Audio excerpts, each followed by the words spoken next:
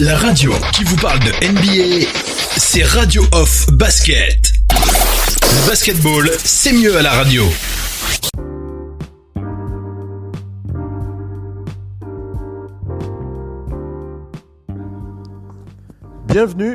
Bienvenue sur le parquet de la radio Off. Bienvenue, vous avez reconnu ma voix, c'est bien moi, Oncle Phil Basket pour ce talk show. Pour ce talk show du dimanche. Alors, ce talk show, nous sommes dans FM NBA, pour ceux qui s'attendaient peut-être à entendre parler du Total Africa NBA. Ce sera la reprise de Total Africa NBA. On va reprendre les chroniques Total Africa NBA après, une fois que la saison aura redémarré. Ça nous donnera un peu plus de matière. Mais en attendant, vous savez que l'actualité, elle est surtout liée à la reprise de la saison régulière, la reprise de la saison régulière qui est donc prévue pour le 30 juillet. Et donc on va faire le point sur les toutes dernières news, comme à notre habitude, avec les panélistes qui sont présents pendant ce talk show, pendant à peu près 1 heure. On va faire le point sur les dernières news et puis papoter un petit peu sur ce qui nous attend pour la reprise. Vous avez donc reconnu ma voix, c'est bien moi, Oncle Phil Basket, positionné pour ce FM NBA des familles. On aura le doc ONP depuis Angers qui va nous rejoindre dans quelques instants. Il m'a fait signe sur WhatsApp, il va être disponible. Et nous avons Missy qui est là. Missy, du côté de Paris où tu as un petit peu bougé. Missy qui est là, bonsoir. Ah, je suis revenue chez moi là. Ah, Missy qui est revenue chez elle. Missy qui est revenue. Et je sens que dans ta voix, t'as un petit peu la forme quand même, ça va? Oui, on a la forme. Je voudrais commencer cette émission par dire que Facebook n'a pas de mémoire de l'oubli. Et donc ces derniers jours-ci, Facebook m'a fait gentiment m'a fait me souvenir d'une véritable émotion que j'ai vécue l'année dernière. L'émotion en question, c'était la victoire des Raptors. Oui. Et Pascal Siakam qui a formé avec Kawhi Leonard l'un des duos les plus prolifiques des playoffs. Ça, on l'a pas assez souligné, mais et en fait, on se dit, il est rentré dans la cour des grands par la petite porte. Non.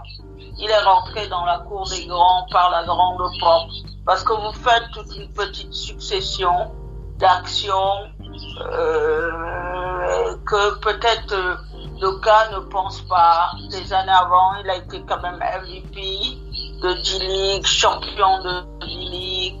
Tout ça, toutes ces petites actions-là que vous faites, accepter d'aller jouer en D-League, ne pas compter vos heures d'entraînement. Quand vous jouez à côté de Kawhi Leonard, qui est déjà, pour le coup, champion NBA avec les Spurs, vous n'êtes pas intimidé. Excuse-moi, je te coupe pas, mais j'entends un petit son quand tu parles, comme si c'était un petit écho. Tu l'entends pas, toi? Non. Attends, je vais couper quelque chose. On attend, il faut essayer de couper tout ce qui pourrait produire du son. Comme ça me permettra, j'en profite pour annoncer le programme. J'en profite pour annoncer le programme le temps que tu coupes un petit peu le son, puisque on entend un petit retour de son provenant de ton micro. J'annonce le programme, vous l'aurez compris, on fait le point sur. Voilà, je l'entends plus du tout. C'est bon. J'annonce le programme et je te fais. Laisse-moi terminer d'annoncer le programme et je te fais la passe, Missy. J'en profite pour annoncer le programme rapidement. On fait le point sur l'actualité de la NBA. Il faut qu'on profite véritablement de ce talk show pour saluer Vince Carter. Il faut qu'on salue Vince Carter dans ce talk show. Vince Carter qui a donc annoncé qu'il arrête officiellement sa carrière. On va pas refaire l'histoire de Vince Carter ce soir, mais on aura l'occasion de revenir dessus, de refaire véritablement notre documentaire à la Radio Basket. On va faire notre petite review de cette histoire fabuleuse, Vince Carter. On en reparlera, mais aujourd'hui, on va simplement le saluer et puis rappeler pourquoi il est si important dans l'histoire de la NBA, dans notre histoire en tant que fan de la NBA. Ensuite, on parlera du retour, la reprise qui continue, la reprise de la saison qui continue d'avancer. Les jours sont de moins en moins nombreux, malgré le Covid-19 qui continue de sévir sévèrement aux États-Unis, notamment en Floride. Et je dois vous avouer que moi-même, je me suis posé la question de savoir, et je crois qu'Adam Silver a répondu à la question lorsqu'il a dit que si les cas dans la bulle prenaient une ampleur exponentielle, il serait obligé de suspendre, d'arrêter la saison totalement. Bon, on reviendra dessus. On va reparler de la reprise de la saison avec les matchs. Il y a une liste de matchs qui a été publiée. On reparlera de ça. Et puis, on fera un peu le point sur les à côté de la saison. On va saluer aussi Joachim Noah qui a signé aussi avec les Clippers. Il est officiellement de retour, Joachim, jusqu'à la fin de la saison. Ça aussi, c'est à féliciter. Jokes qui est enfin de retour. D'autres petites infos comme ça à partager avec vous sur le parquet de la radio. Je ne vais pas tout détailler là maintenant, mais c'était juste histoire de vous dire que on va globalement faire le point sur cette actualité de la saison NBA. Missy, on parlait des Raptors. Tu parlais des Raptors. Je vais simplement rappeler aux auditeurs que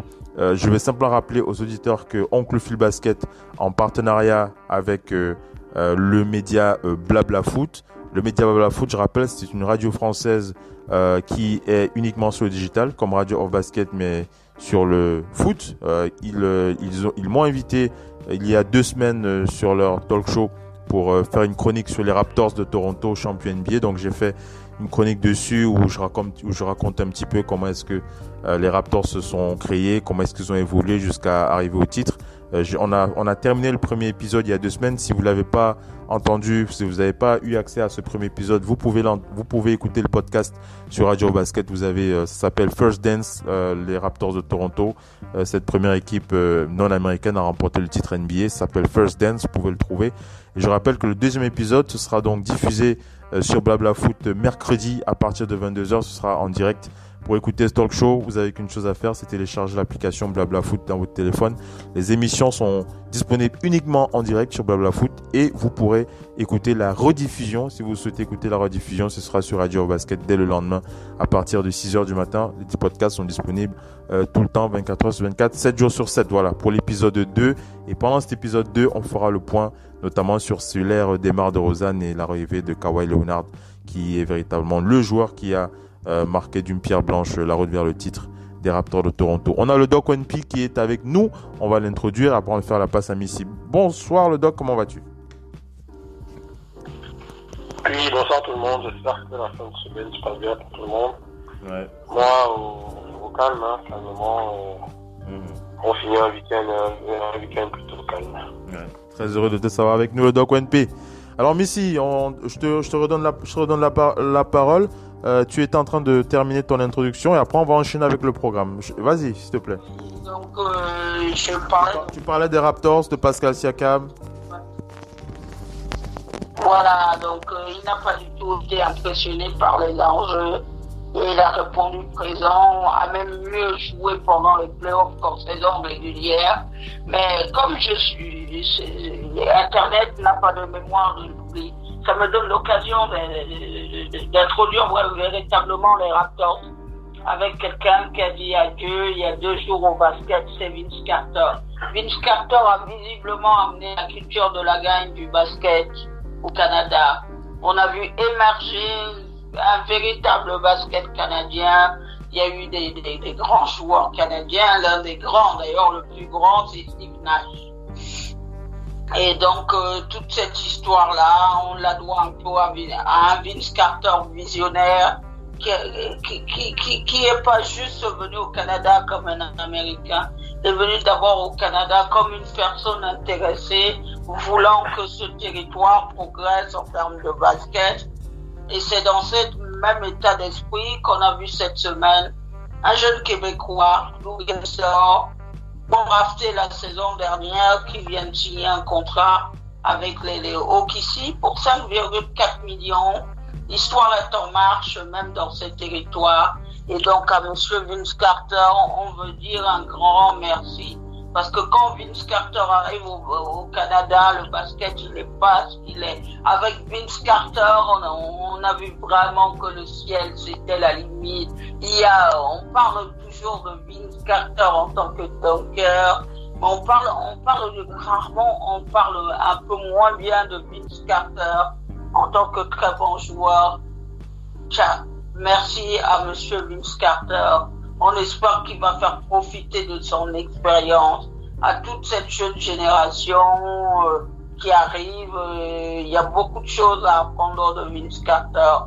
Et Vince Carter est pour moi l'un des meilleurs basketteurs de cette ligue. Il est d'ailleurs dans les meilleurs scoreurs de cette ligue. Voilà, vraiment, salut Vince Carter. On fait la passe au Doc One P. Le Doc One P, on le voyait venir gros comme une maison. Hein. La fin de la carrière de Vince Carter. Surtout après, il l'avait dit, mais surtout avec le Covid-19 et la fin de saison, on s'est dit voilà, ça va être compliqué pour Vince Carter de reprendre la saison. Vince Carter qui a donc annoncé officiellement, voilà, c'est définitif, il arrête le basket pro. Vince Carter qui va pouvoir se reposer. Le Doc One P, une pensée pour ce joueur aussi qui a marqué. Le Doc, est-ce que tu as porté des Nike Shox ou pas du tout? Non? Non, celle-là, je l'ai pas porté. Je l'ai pas. Vas-y, c'était ma façon d'introduire le truc. Vas-y. C'est une basket, oui, qui nous a marqué. Je voyais beaucoup de gens qui, grâce à Vince Carter, je voulais absolument avoir la chose. On ne sait pas pourquoi, tout le monde avait pensé que c'est des ressorts derrière. Parce qu'on le voyait sauter comme un dingue, mais le Covid l'a un peu poussé à la fin parce que je me rappelle en début de saison, il n'avait pas annoncé, il y aurait eu un petit farewell, il n'avait pas annoncé vraiment la fin. Mais au fur et à mesure, on voyait que je me rappelle au Madison ou je sais pas où, le speaker avait dit pour la dernière fois, alors que il n'avait pas encore dit.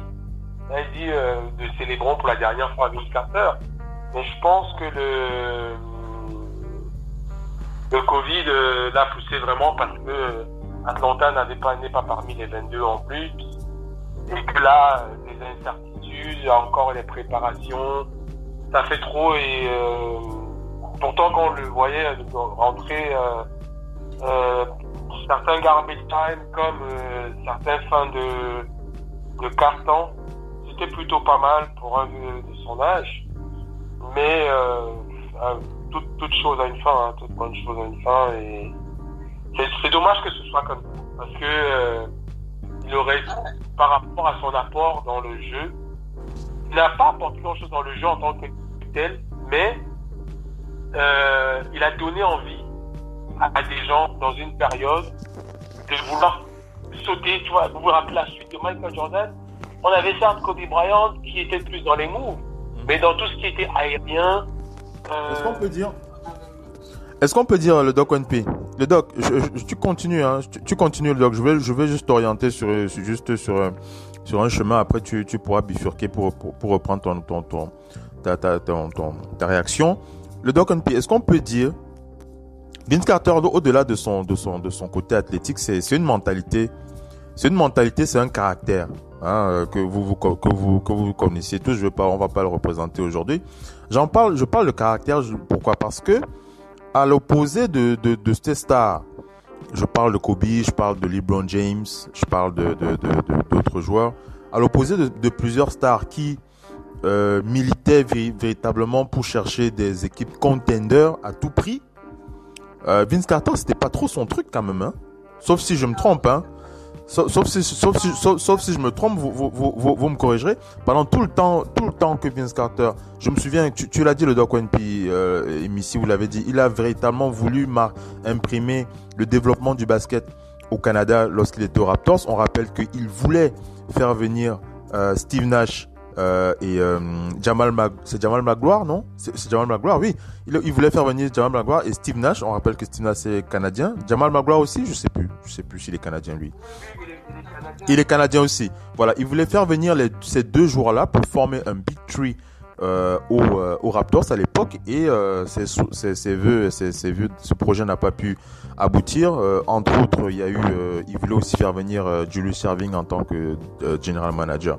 À l'époque, ça n'a pas pu se faire, et puis bon, il a vu que les Raptors ne se dirigeaient pas vers quelque chose d'assez constructif, mais il voulait véritablement développer, marquer de son empreinte les Raptors avec Steve Nash et Jamal Magloire. Ça n'a pas marché avec ce Big Three. Puis il est allé aux Nets de Brooklyn. On se rappelle de son association incroyable avec Jason Kidd. Puis après, Vince Carter, il a pas couru après les Big Three. Enfin, il a pas couru après les équipes contenders, on va dire ça comme ça. Il voulait construire dans son équipe. On peut dire ça. Le Doc One Piece, c'était pas le genre à je vais appeler tel joueur, je vais tout prix gagner un titre. Je vais tout prix gagner un titre, quoi. Lui, c'était vraiment l'amour du basket. On peut dire que lui, c'était plus l'amour du basket qui l'a guidé pendant toute sa carrière. Parce qu'il aurait pu aller aux Warriors, il aurait pu aller aux Cavs, au Heat de Miami, je sais pas. Le Doc. Ouais, après, je sais pas trop. Je pense quand même que pendant une période, il a eu une très bonne équipe. À New Jersey, on oublie que ces Nets, c'était vraiment une très très bonne équipe. Ils ont été en finale 2 fois, je crois. 2 fois. Ouais, bon, oui, mais je pense qu'il arrive en finale avant que lui n'arrive. Ouais. Donc, lui, il arrive en 2004 quand les Nets vont en finale en 2002 et 2003, je pense. Et ensuite, bon, plus rien, ou 2004, je sais plus, ils sont allés je sais qu'ils sont arrivés 2 finales en finale, mais Vince Carter n'était pas dans la 2, dans la finale. Il est venu après. Mais quand il arrive, et c'est ce que beaucoup oublient souvent, son duo avec Jason Kidd était l'un des duos les plus puissants. Il faut voir, Jason Kidd, c'est pas décisif, c'est un de ses premières cibles, c'était Vince Carter. Il y a beaucoup de highlights qu'on voit, mais dans le jeu, c'était impressionnant. Et les gars oublient la clutch attitude de Vince Carter. Plusieurs fois, il a été très très clutch avec New Jersey. J'invite un peu les gens à aller taper ses highlights juste sur ses paniers clutch. C'est quelqu'un qui avait du sang-froid dans les moments chauds. Et donc après ça, je sais pas trop qu'est-ce qu'il a voulu faire, parce que c'est vrai que il a manqué de stabilité. Peut-être parce que quand tu vieillis, tu n'es plus dans le projet long terme de certaines équipes et que tu fais partie des différentes raids, mais qu'il y a toujours une équipe qui a besoin de toi pour aider les petits jeunes, ou bien pour vendre des maillots, ou bien pour apporter quelque chose, quelques points, ou pour les 2 ou 3 en même temps, parce que après New Jersey, oui, comme tu as dit, il aurait pu aller s'asseoir et même jouer, parce que quand tu dis ça, aller dans une équipe contender, il aurait eu des minutes. L'autre là, Richard Jefferson, quand il est aux Cavs en 2016, il apporte, tout le monde dit qu'il vient en vétéran, mais il apporte énormément.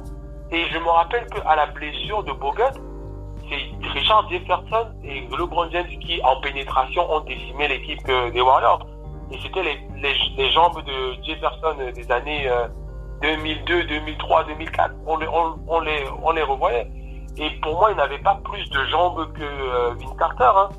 Il n'avait pas plus de jambes que Vince Carter sur cette période-là, 2013. Vince Carter était peut-être vieillissant, mais pour moi, Richard Jefferson n'a pas plus de jambes que lui. Donc, est-ce que c'est des choix qui à un moment donné ont fait jouer la famille? J'en sais pas. Parce que pour moi, il n'allait pas juste aller pour se promener. Peut-être les deux dernières saisons. Mais jusqu'en 2014-15, prendre Vince Carter, c'était quand même se dire, j'ai un 7e homme qui peut me mettre entre 10 et 12 points. Pour moi, c'était un truc possible. Maintenant, je ne sais pas trop au niveau de ses choix. Dallas a été un très bon choix. N'oublions pas que Dallas 2011-14, Dallas a été un très bon choix. Malheureusement, il arrive à Dallas aussi quand Dallas a déjà gagné. Après la victoire de Dallas faisait partie des équipes. On rappelle qu'avant Dallas, il est passé par le Magic et les Suns. Avant. Oui, effectivement, aux Suns, tu vois, n'oublions pas que quand il arrive aux Suns, les Suns, à la base, ça commence à être vers la fin, mais 2000, pour les plus jeunes, après, ça, c'est à débattre, mais de mon avis, à partir de 2008, 9, 10, c'était les Suns la meilleure équipe de l'Ouest avec les Lakers. Mais les Lakers, c'est parce qu'ils avaient Kobe Bryant. Et dans le jeu, c'était les Suns et de Steve Nash qui proposaient le meilleur jeu. C'était les Suns avec Amari Stoudemire, Grant Hill était arrivé, et Grant Hill a fait sa première saison complète, d'ailleurs en 2009-2010. Il y avait Boris Dio qui était à un moment donné là-bas. Ils avaient une super équipe, en tout cas. Barbosa sortait du banc. Et il arrive aux Suns quand les Suns sont aussi vers la fin. Moi, j'ai l'impression que Vince a toujours eu le choix de la bonne équipe, mais sur le mauvais virage de cette équipe. C'est-à-dire que Dallas gagne le titre, ils se ramènent à Dallas, normalement ils sont censés défendre leur titre, avec au moins, plus ou moins de réussite, au moins une finale de conférence au final, mais non. Pendant les 3 ans là, Dallas a plutôt connu une période sombre, et vous vous rappelez de ce premier tour des playoffs, le panier que Vince Carter met au buzzer, je sais plus c'est contre Memphis ou contre, je sais plus, quand il est à Dallas là, gros panier. Et donc, malgré ça, il n'arrive pas loin. Ensuite, il arrive chez les... Je pense qu'à partir de 2014, je suis d'accord avec toi, il aurait pu peut-être, mais parce qu'aller aux Grizzlies, j'ai pas trop compris pourquoi. Aux Kings, j'ai pas compris pourquoi. Avantage, j'ai eu l'impression que c'était un choix de vie. J'ai eu l'impression que c'était un choix de vie. Peut-être à partir de 2014-15, il choisit pour des raisons particulières. Moi, en tout cas, comme tu l'as dit, j'aurais été chez un contender, essayer d'apporter, parce que je pense qu'il se serait pas croisé les pouces. Il aurait apporté quelque chose. Ça c'est sûr. Ça c'est sûr. Missy, un petit mot, tu voulais réagir aussi. Vince Carter, une carrière.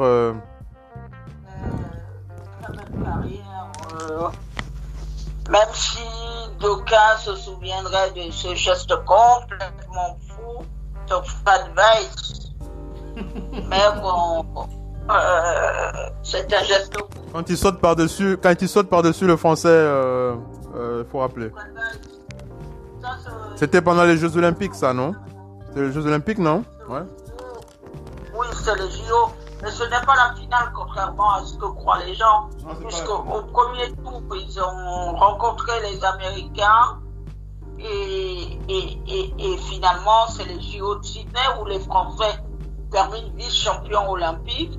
Ils ont quasiment, pendant tout ce match, les gens l'oublient, fait jeu égal avec les Américains. Sauf que les claques qu'ils se prennent au début du match, même s'ils gagnent les autres cartons, mais les Américains sont parvenus à toujours conserver leur écart. C'est pour ça qu'on dit bien, il n'a pas gagné de titre, mais il a quand même des titres avec l'équipe américaine. Bien souvent, tous ces gens qu'on admire encore aujourd'hui, comme les Carmelo Anthony, qui n'ont pas de titre véritablement, qui n'ont pas de titre NBA, mais le basket international a eu la chance de les connaître, que ce soit Vince.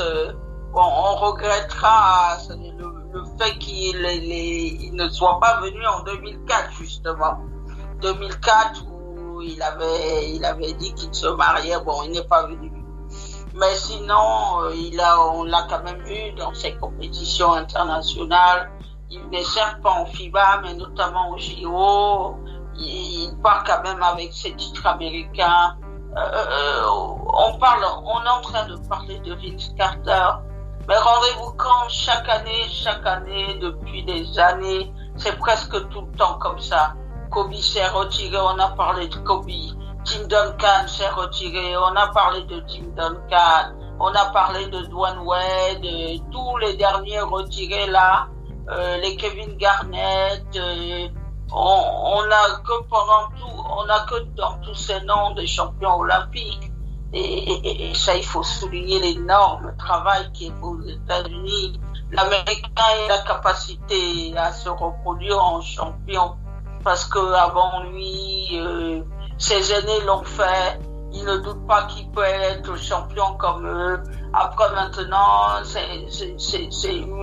souvent on regarde qui est le meilleur, mais dans les sports, avant même de regarder qui est le meilleur, on peut véritablement dire que Vince Carter fait partie des meilleurs. Ça, l'histoire ne peut pas lui enlever ça. Il est arrivé dans des époques où de nombreux champions l'ont précédé. Eh ben, il va être une source d'inspiration pour la jeunesse. Parce que des gens qui peuvent avoir le talent de Vince Carter, on en verra d'autres. Mais des Vince Carter, comme on dit, on n'en verra jamais d'autres. Parce que Vince Carter, il y en a qu'un. Mais si la jeunesse pouvait s'inspirer de lui, ce serait une bonne chose. Ce qui est très intéressant à observer pour la jeunesse, à observer tout jeune basketteur qui démarre, c'est l'évolution de Vince Carter. Vince Carter, il est passé du dunk au tir à 3 points sans aucun problème. Aujourd'hui encore, vous mettez Vince Carter sur un terrain, des tirs à 3 points, il vous en prend. Il vous en prend et c'est très bien. Et là où on l'a dit, il a bien fini et il a duré longtemps parce que quand vous savez faire évoluer votre jeu, vous évoluez vous-même, vous allez durer longtemps. C'est ça. Pour évoluer, il faut durer. Et il faut pouvoir durer longtemps. Pour pouvoir durer longtemps, c'est ne pas compter ses heures, rester tout le temps à l'air, s'entraîner tout le temps. Et bien, Vince Carter ne peut pas simplement être défini comme un dunker. J'ai vu beaucoup de dommages qui lui sont rendus à travers ses dunks, mais c'est aussi son jeu. Parce que vous faites pas un dunk comme ça si vous n'avez pas un fond de jeu. Et le fond de jeu, lui, il avait. Vous vous élevez pas dans les airs si vous n'avez pas une petite vous n'êtes pas athlétique. Et pour être athlétique, c'est beaucoup d'efforts. Je peux vous dire qu'on en voit Russell Westbrook et d'autres faire des dunks. Le dunk est jamais un exercice facile. Je peux vous dire que quand vous regardez beaucoup de joueurs, même les Klay Thompson, les Steph Curry, ça va faire. C'est certes pas leur fond de jeu, mais toutes ces choses-là, tout geste demande la maîtrise. Et c'est là où on peut dire chapeau à Vince Carter. Hein. Ouais. Il a été à bonne école. Il a été vraiment à bonne école et puis il a mis en pratique tout ce qu'il a vu des anciens et ça c'est bien. On le salue. Salut Vince Carter, on aura l'occasion de revenir sur cette incroyable carrière, vous inquiétez pas, dans d'autres éditions. Allez, on va attaquer avec la reprise de la saison, avec cet article que je voulais partager avec vous. La reprise, on en avait déjà parlé, le programme des matchs, on en avait déjà parlé, même s'il y a certains détails sur lesquels on pourrait revenir avec le Doc One P. Le Doc One P, c'est un peu sa spécialité, hein, lorsqu'il s'agit de revenir sur certains matchs qui vont être très très chauds. Moi, ce que je voulais proposer, le Doc One P, tu es là? Allô? Le Doc, ce que je voulais proposer, c'était de pourquoi pas faire une sorte de petite preview par franchise à partir de mardi prochain. On pourrait faire ça, on pourrait prendre quelques équipes, on est le 28, la saison reprend le 30 juillet, on pourrait prendre, je sais pas moi, 2 équipes par talk show, histoire de faire une petite preview sur leur programme, sur leurs forces, leurs faiblesses et tout ça. Et tu en penses quoi, Doc? Oui, on pourrait... quelques éléments, mais c'est vrai qu'on n'était pas sûr. Il y a rien du calendrier final. Il y avait déjà le calendrier sur... Oui, on l'avait parcouru. On l'avait parcouru. Là, je n'ai pas comparé si, parce qu'ils ont l'air d'avoir peut-être... On l'avait... ça commence fort, en tout cas. On l'avait, oui. C'est déjà que le premier match va être explosif. C'est la bataille des Lakers. Alors... La bataille de la ville des Anges, oui. Ça va être chaud. Alors permettez-moi avant de revenir sur la NBA, faisons un petit décalage en NBA G-League pour féliciter un peu. C'est vrai qu'on n'est pas dans NBA Total Africa NBA, mais allons du côté de la NBA G-League, parce que la NBA G-League ils ont annoncé les meilleures équipes de la saison. Ils ont distribué aussi la NBA a aussi on fait des annonces sur les awards individuels et je voulais noter la performance de Taco Fall et Chris Koumadje. Donc Taco Fall c'est le Sénégalais, Chris Koumadje c'est le Tchadien. C'est le Tchad, Chris Koumadje, pour ceux qui ne le savent pas. Du côté du Delaware Blue Coats et donc le Sénégalais Taco Fall au Men Red Claws, qui sont donc dans le All NBA Defense Team de NBA G-League. Bravo à eux. Et je pense bien que le meilleur défenseur, ça doit être Chris Koumadje. Chris Koumadje qui est le meilleur défenseur. Et je ne sais pas si vous avez pu pour Chris Koumadje qui a réalisé une interview avec Bookmis Joël, notre partenaire Bookmis Joël du média Rue de Pompon. Elle a réalisé une très très belle interview avec Chris Koumadje. Je vous inviterai à consulter sa page Facebook si vous ne l'avez pas. Sinon, on lui demandera si on peut diffuser son interview sur Radio Hall of Fame Basket. Il n'y a pas de souci. Elle n'hésitera pas. Elle nous fera ce geste-là. Mais vous pouvez visiter sa page Facebook. Il s'agit de la page de notre partenaire Bookmis Joël. Vous allez sur sa page et elle a réalisé une interview fabuleuse avec Chris Koumadje. Qui raconte un petit peu son expérience. Mais si tu voulais réagir, vas-y. Et d'ailleurs, elle a fait également une très belle interview du petit Oumar Ballo. Oumar Ballo, on sait désormais qu'est-ce qu'à sa fac. Ouais. Il rejoint Joël Ayeyi à Gorzaga. On l'appelle maintenant Baby Shaq ou on l'appelle le Zion africain. Ouais. Bon, il va falloir qu'il se fasse sa place. C'est un petit jeune qui a 17 ans et toute la tête sur les épaules. Et en parlant du joueur tchadien, il succède à quelqu'un qu'on connaît très bien au Raptors, c'est Chris Boucher. Ouais. L'année dernière, Chris Boucher était MVP donc de G-League et meilleur défenseur. C'était la première fois que ça arrive pour un joueur canadien. C'est l'antichambre véritablement de la NBA. Elle va encore plus le devenir la saison prochaine parce que la G-League crée sa propre équipe avec des jeunes qui ne choisissent les meilleurs jeunes du pays qui n'ont pas choisi l'université et qui vont commencer à se faire un peu d'argent avec la G-League. Ouais. Mais force est de constater que nos jeunes Africains, ils sont là, le basket est aussi pour eux. Ça montre à quel point le talent est en Afrique. Le talent est là. Il faut pas que ça retombe. On va enchaîner. On va féliciter aussi Joachim Noah. Je voulais qu'on le félicite aussi. Jux, qui est donc de retour, qui est donc définitivement de retour. On l'avait déjà annoncé précédemment.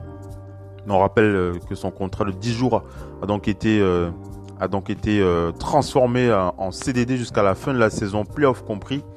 Il va donc paraffer un contrat 1+1 avec une deuxième saison non garantie. Il faudra donc convaincre le staff des Clippers lors du prochain training camp. Joachim Noah qui est de retour, il a déclaré je sais que si je ne m'étais pas entraîné et que les Clippers m'avaient appelé sans que je sois prêt, j'aurais eu énormément de regrets. C'est ce qui m'a forcé à m'entraîner. Cet espoir d'intégrer cette équipe, il ne s'agit pas d'argent. Je veux pouvoir finir ma carrière dans une équipe qui a le même objectif que moi. Le dernier rugissement du lion. C'est comme ça que je l'appelle. De la part de Joachim Noah qui va se déchaîner avec les Clippers de Los Angeles. Le Doc One P, une petite pensée pour féliciter aussi Joux. On en parlait déjà la semaine dernière, mais bon, c'est officiel. Et le Doc One P.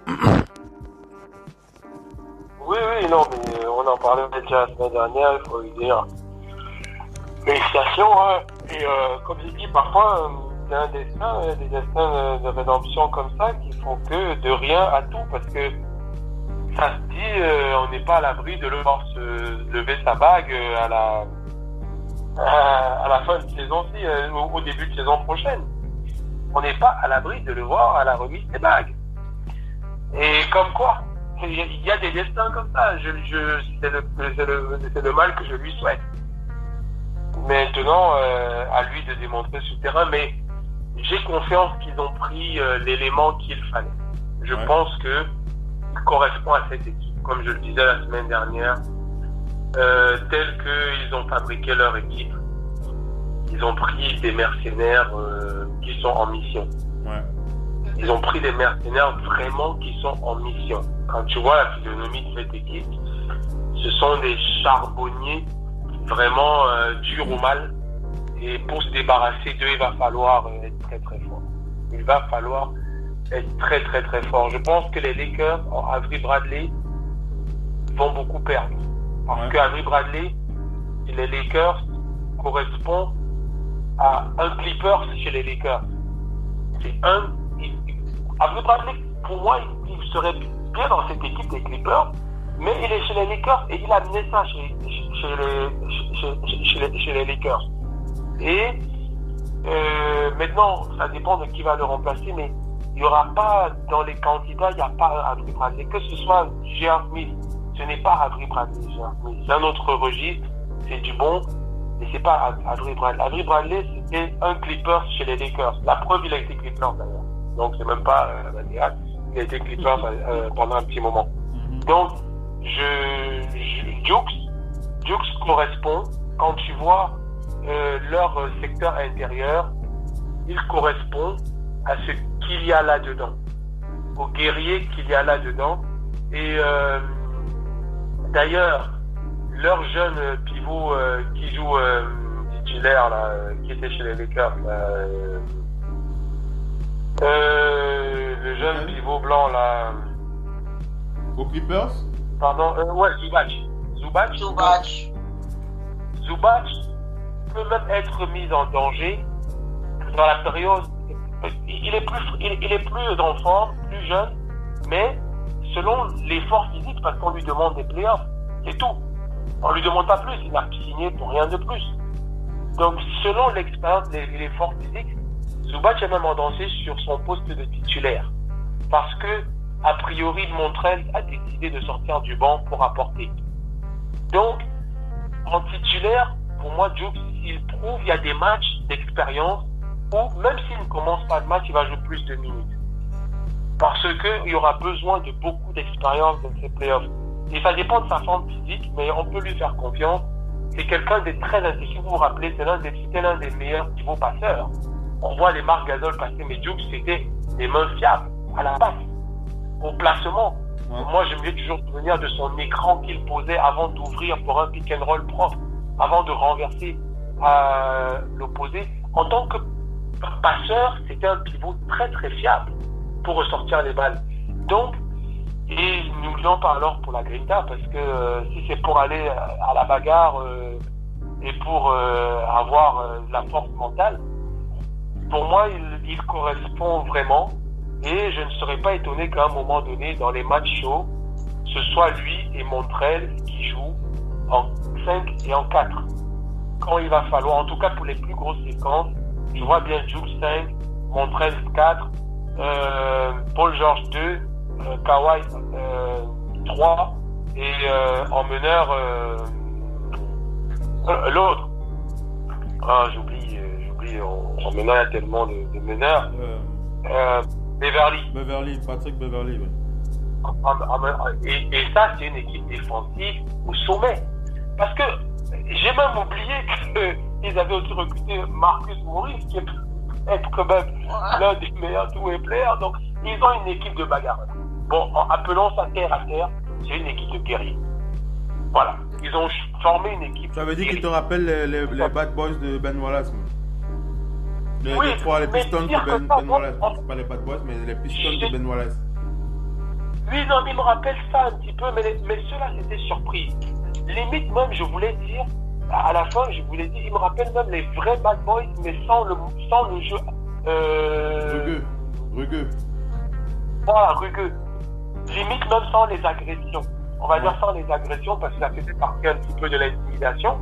Mais il me rappelle des mecs comme ça, parce que si on se rappelle bien de cette équipe, c'était une équipe où il y avait des stars, hein, parce que c'est pas comme si c'était que Ah si, il y avait des stars, Isaiah Thomas, oui. Joe Dumars. Voilà, Joe Dumars était All-Star, Isaiah Thomas aussi, donc c'est pas comme si c'était une équipe. On se rappelle avant que l'autre vienne, que Adrian Dantley. Dantley, c'était l'un des meilleurs marqueurs quand il était là-bas. C'est juste parce que après, il est remplacé par l'autre qui vient de Dallas là, par Mark Aguirre. Mais à la base, Aguirre, c'était une star. C'est l'un des meilleurs scoreurs de la ligue avant d'arriver là-bas.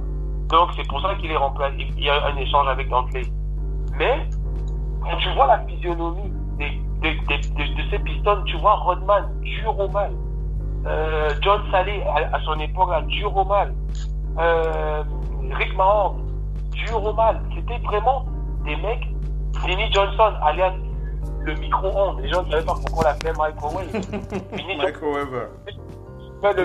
Le micro-ondes. Donc, les gens ne savent pas. C'était des gars capables de chauffer un match, de faire qu'un match prenne feu, vraiment, par leur capacité défensive, comme par leur pression sur un temps fort. Donc, cette équipe me fait penser à ça, plus à ce genre d'équipe. Quand tu vois les guerriers que les Clippers ont, Jukes, il est fait pour cette équipe. En tout cas, parmi les contenders, je l'aurais mis là ou à Toronto, parce qu'à Toronto, c'est une équipe qui est aussi très intense sur la défense, parce que Toronto n'a pas besoin que tout le monde marque aussi. Toronto a une équipe, pour moi, c'est la meilleure défense réelle, parce que peut-être pas sur les statistiques, mais réelle, c'est la meilleure défense. Pour moi, il n'y avait que les deux là qui lui correspondent. Toronto, pour sa capacité défensive qu'il y a, et que ce sont des gars qui ne baissent pas mentalement, ou les Clippers, parce que c'est une accumulation de guerriers qu'ils ont fait. C'est vraiment une accumulation. Beaucoup disent qu'ils ont pris beaucoup de grands joueurs, mais non. Moi, je vois des gars qui correspondent à leur état d'esprit. Allons en guerre. Ouais. Ici, un petit mot pour Jukes, pour le féliciter. Je rappelle qu'on est pratiquement arrivé à la fin du talk show. Juste pour, puisque cette émission, c'est véritablement pour introduire les previews qu'on va démarrer à partir de mardi. D'ailleurs, on commencera avec les Celtics, Missy. Voilà, je suis sur le programme sur NBA.com là. On démarrera avec les Celtics. Voilà, on va se faire plaisir avec les Celtics, et si on a du temps avec les Nets et les Celtics, tu nous notes ça, le Doc NP, comme ça tu pourras aussi nous éclairer mardi avec cette preview. Alors, Missy, Jukes, petite félicitations. On salue Jukes aussi. Je sais pas si vous avez vu son message sur Instagram, mais Jukes, il a diffusé, il a posté une photo où on le voit rugir comme un lion. C'est beau à voir. Hein. C'est beau à voir, et son message est aussi assez clair, puisqu'il dit alors il diffuse un message où il fait le lien entre l'actualité George Floyd et aussi son actualité basket, et à la fin il précise qu'il est très excité de rejoindre les Clippers de Los Angeles. Il dit: mes intentions sont claires, je veux démontrer à travers cette photo que mon mental est de retour, mon mental de gagnant, de guerrier est de retour. L'aventure ne sera pas facile, mais elle n'aurait pas pu être plus excitante en signant avec les Clippers de Los Angeles. Un petit tag pour celle qui a filmé, Jennifer Caldwell, c'est elle qui a pris cette photo. Vous pouvez le voir sur son Instagram, hein, si vous voulez chercher. Mais ici, on félicite Jukes avant de clôturer l'émission. On le félicite. C'est vrai qu'on l'avait vu ces derniers temps-ci dans les pages People. Mais si je te coupe pas, tu enchaînes, hein, mais il y a un fan sur la page Oncle Phil Basket qui a réagi en disant que il aurait souhaité aussi voir Luc Mbah-a-Moute avoir cette chance de revenir. Bon, malheureusement, on n'aura pas Luc. On n'aura pas Luc, malheureusement. Luc n'a pas mis un terme à sa carrière. Et il y a encore possibilité. Il y a des équipes qui peuvent peut-être s'intéresser à lui. Luc a eu une très très belle carrière. Faut vraiment le dire, hein. On ne dure pas dans la ligue des années et des années durant quand on n'a aucun talent. Hein. Luc, justement, ça ça tombe bien que cet internaute ait fait ce parallèle-là. Luc faisait partie de cette équipe dont il y avait Westbrook et il y avait Kevin Love, l'équipe qui avait perdu justement contre les Corey Brewer et les Joachim Noah. C'était en NCAA, hein. Ouais. Et eux, ils ont été 2 fois champions en NCAA. Mais c'est ce que j'explique toujours par rapport à Joachim Noah. C'est quand même un gâchis. Quelqu'un qui a été défenseur de l'année et tout ça. Mais quand vous êtes jeune, il faut savoir définir vos priorités. Le basket n'a qu'un temps. Mais ce qui fait que les équipes font encore appel à Joachim Noah, c'est qu'on sait que le talent, il a. On sait qu'il peut galvaniser tout ça. Mais mettez-vous toujours en condition de ne pas tomber dans les excès comme il était tombé comme ça et tout. Dites-vous que vous vivez pour quelque chose. Dites-vous qu'il y a quelque chose de plus fort qui vous a amené là. Maintenant, c'est un rebond qu'il va faire. Il va se dire, bon ben, si jamais le titre venait à venir, il va se dire, bon ben, j'ai pas été trop mal. Mais sachant bien que certains vont se dire, ah mais il a commis quelques entorses, il finit quand même champion NBA. C'est la vie, mais il faut pas se mettre en telle situation. Il faut se mettre en situation de se dire que chaque année, on doit produire les efforts, on doit toujours être là où on doit être, eu égard à son talent. Il y a beaucoup de gens qui vont y parvenir, à qui on ne prédit pas l'ombre d'un talent, mais ils savent qu'ils vont bosser. Il y en a d'autres qui ont du talent, mais qui ne s'en servent peut-être pas à bon escient. Il faut vraiment que tout ce qui arrive à Joachim Noah, ça serve de leçon à la jeunesse. Que ce soit pas purement un gâchis ou autre. Même maintenant, comme on dit, quand vous êtes là, montrez de quoi vous êtes capable. Donc, il sera un petit peu attendu au tournant, quoi. Ouais. Les Clippers l'ont pris, ils attendent sur lui pour gagner. Les Clippers sont en train de mettre de côté toutes leurs chances pour gagner. Mais comme on dit toujours, la NBA réserve beaucoup de surprises. C'est justement pour ça. Les Raptors, l'année dernière, personne ne les a vus venir. Cette année, on va dire que les Clippers, avec Joachim Noah, ont peut-être une petite chance de plus. Mais ce n'est qu'une toute petite chance. Ce n'est pas la grosse chance non plus qui va faire que... Mais dites-vous bien que les Lakers, si le championnat reprend, c'est que les Lakers, ils voudraient bien ce 17e qui les mettrait à égalité avec les Celtics. Au jour d'aujourd'hui, il va y avoir des matchs, on ne peut pas prédire quoi que ce soit. La messe n'est pas dite. Les Raptors eux-mêmes, ils ont fait une très belle saison régulière et ils espèrent bien se succéder à eux-mêmes. Donc, il va vraiment, il faut pas tirer de conclusion dans les 8 matchs qui viendront. On va revenir dessus à partir de la semaine prochaine. Mais si on arrive à la fin de talk show, ta conclusion pour Jokes. Non, juste ma conclusion pour Jokes, c'est que bon, il dit qu'il s'est réentraîné, il est bien, mais c'est le terrain, seul juge de paix pour moi. On verra. On verra. En tout cas, on est très heureux pour lui. Et on lui souhaite excusez-moi. On lui souhaite le meilleur. On est arrivé à la fin de ce talk show, les amis. Je vais vous remercier excusez-moi, d'avoir été présent. J'ai un petit chat dans la gorge. Alors, je rappelle, mardi, je l'annonce dès aujourd'hui, mardi, on attaquera donc la preview des Celtics de Boston et des Nets de Brooklyn. Avec le Doc One P, avec Missy. Ce sera dès mardi à partir de 22h dans The Big NBA Show et on enchaînera tout au long du mois jusqu'au 30 juillet pour la reprise. On prendra deux équipes, ça dépendra du temps, pour débattre sur ce qu'elle attend, sur les forces, les faiblesses et ce qu'on pourra bien entendu voir de cette équipe pour la reprise de la saison. On arrive à la fin de ce talk show. Missy, qu'est-ce que tu voulais dire? Juste une petite pensée pour ma mamie Esther, décédée du cancer, qui nous a quittés. Dans beaucoup de familles, les temps sont durs avec les décès qui sont là. Ouais. N'oublions pas de penser aux nôtres, penser à vous, penser à faire des dépistages du cancer. Ouais. Ça aide et ça peut sauver des vies aussi.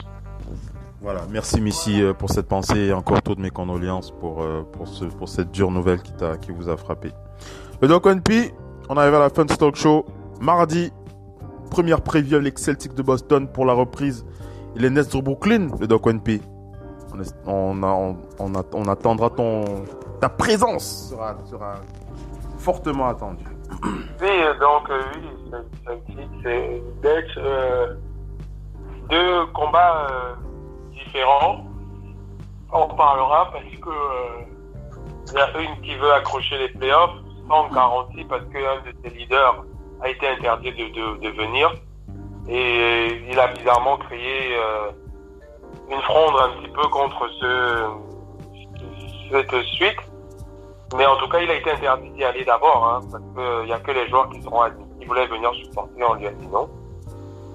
Donc, il se pose même la question, je pense que sans public, sans rien, les Nets, ils vont essayer, mais bon, il y a des clubs qui se posent des questions. Je pense que les joueurs qui sont là vont quand même essayer. Donc, deux problématiques différentes, alors que les Celtics, eux, ils y sont.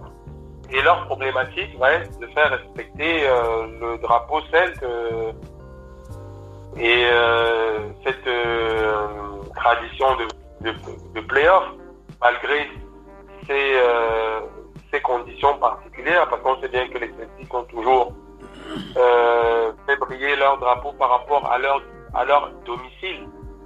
C'est le public peut-être le plus connaisseur de la ligue. Donc malheureusement, ils ne seront pas chez eux, mais je pense qu'ils auront à cœur. Et surtout, ça va passer par accrocher un bon spot pour éviter l'un des matadors de la conférence dès le premier tour. Donc, deux destins différents, mais intéressants à étudier. Voilà, on arrive à la fin de ce talk show de FM NBA. À présent terminé, on vous remercie d'avoir été connectés. On vous donne rendez-vous pour la semaine prochaine avec les previews de ces équipes qu'on attend pour la reprise de 30 juillet. Le Doc One P, merci d'avoir été connecté. C'était un plaisir. À mardi. ciao tout le monde. Ciao le Doc. Missy, merci d'avoir été connecté. C'était un plaisir. À mardi. Oui, à mardi.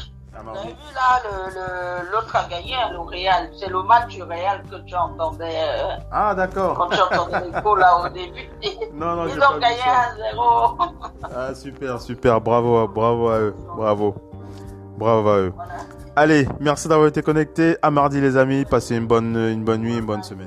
Ciao. Bye bye, c'était Oncle Phil Basket, c'était Missy, c'était le Doc One P dans FMNB. On vous donne rendez-vous pour les quotidiennes, pour les émissions longues, ce sera mardi avec The Big NBA Show. On fera le point sur les previews des équipes NBA, saison qui redémarre le 30 juillet. Ciao les amis, bye bye.